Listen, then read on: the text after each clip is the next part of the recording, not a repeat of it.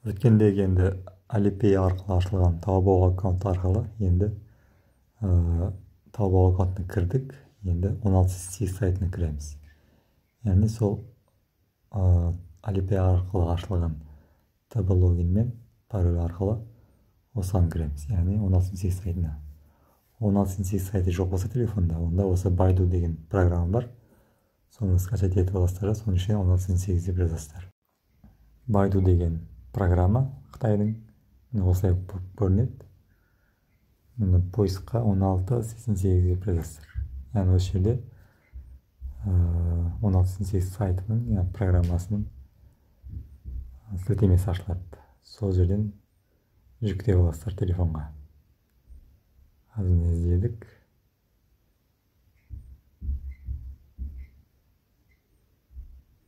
Міне ашылды. Бірінші тұр ғой, 16.8 деп дәл көп. Қалғандарын керек емес, қалған бірінші тұрған деп ойлаймыз.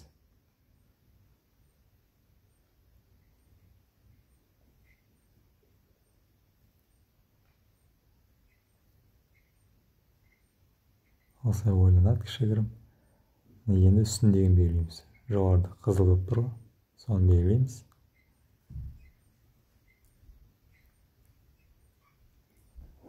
Осындай сайт ашылады қазір. Яғни скачать ететін. Мына астында тұр стрелканы көрдіңіз. Міне осыны басамыз. Яғни скачать ету деген сөз.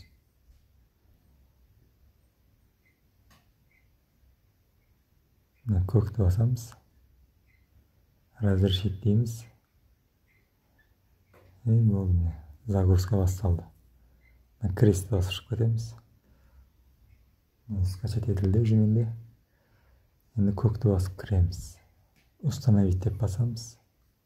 Сіздерде кейбіреулерде неизвестный источник разрешить беру керек болады. Егер сондай шықса, настройкаға кіріп, неизвестный источникті галочка қоясыздар. Сосын қайтадан программа кіріп, запустить етесіздер осы программаны, скачать етілген. Разрешить деп басамыз.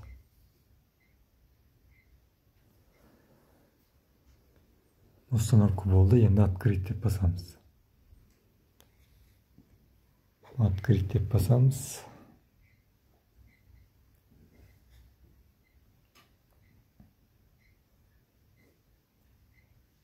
Сары кнопканы басамыз. Согласие береміз.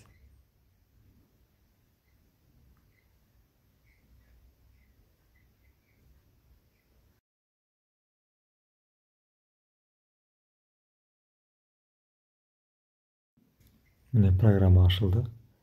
Енді астында тұр ғой адамша. Сол адамның суретін басамыз. Осындай ашылады. Бұл жерде сұрап жатыр. Қазір теретін логин пароліңізді қорғау. Соған келсесіз бе деп.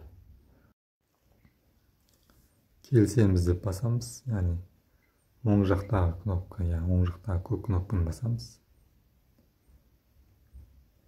Сосын разрешение сұрау керек телефондан. Бастық, разрешение сұрады, разрешить деп басамыз. Міне астында тұр ғой, 16.8 деп. Ол деген сөз 16.8-дің логин паролімен кіру деген сөз. Астына галочканы қоямыз. Соны басамыз. Басқан кезде осындай бет ашылады. Бұл Taobao'дағы пароліңіз терес жоғарысы, логин терес, TB логин терес, пароль терес. И сары кнопканы басамыз. Осы жерде не сұрауы мүмкін сіздерден? Жаңағы TB логин ме, Taobao арқылы кіріп кету, не болмаса не Alipay арқылы кіріп кету, оны баспайсыздар, тек логин пароль теріп қана кіресіздер. Сосын мынандай бет сұраш шығуы мүмкін. Бұл жерге ана жоғарыда тұрған галочканы басасыздар. Қазір. Жоғарыда тұрған галочканы басамыз и сары кнопканы басып ары қарай жалғастырамыз.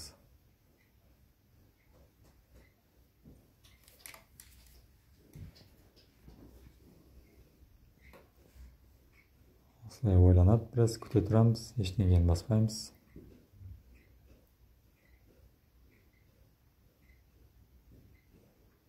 Интернет жақсы болу керек. Интернет жақсы болмаса да ошибка болып шығуы мүмкін.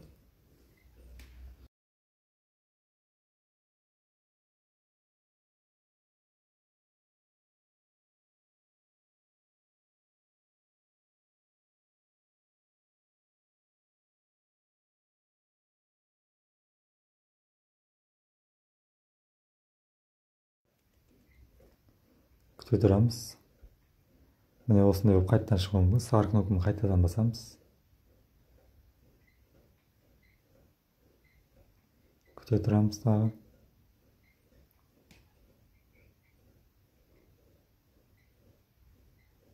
Міне енді Taobao, 16 сайтына Taobao аккаунт арқылы кірдік.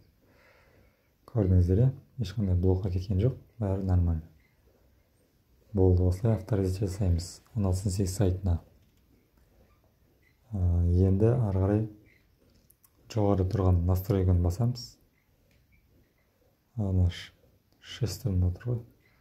Сол настройкаға кіріп, Alipay аккаунт привязка болған ба, болмаған ба, соны кіреміз. Соны тексеретін боламыз. Бұл жерде мен қазір Alipay аккаунт арқылы ашылған логинмен кіріп отырмын. Негізі привязка болған болу керек. Осыны басамыз. Міне осындай бет ашылады. Мына көрдіңіздер, мына жерде сұрап тұр. Мына қызыл кнопка ол осы нөмірден шығып кету деген, бас тарту деген сөз. Яғни бұл жерде уже сіздің 16 сайтыңыз мына нөмірге уже привязка болған деп тұр. Егер сіз отказ жасайтын болсаңыз, яғни басқа Alipay тіркегіңіз келсе, қызылды басып, ары қарай өзгертсеңіз болады деп тұр бұл жерде. Маған ол керек жоқ. Alipay уже привязка болып тұр. Назад деп басамыз. Сосын адрес енгізетін боламыз.